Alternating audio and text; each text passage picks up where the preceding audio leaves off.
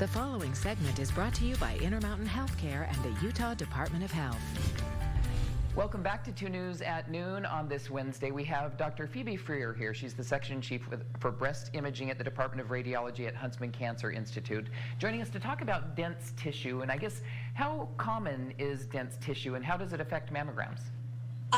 That's a great question, Mary. Thank you for letting me talk about this. Dense breasts are normal.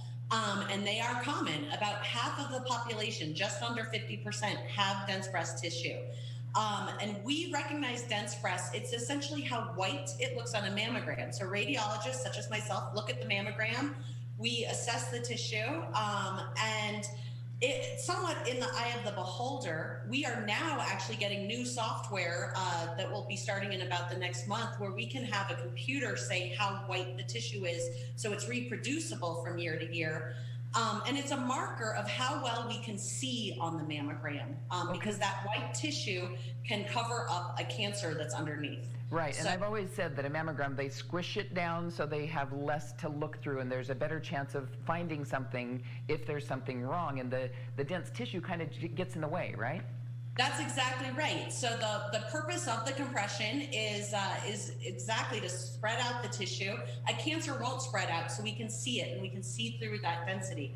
We also are now using 3D mammography, that tomosynthesis, which helps us see through the tissue better as well, to spread out the tissue a bit more. So it does help us.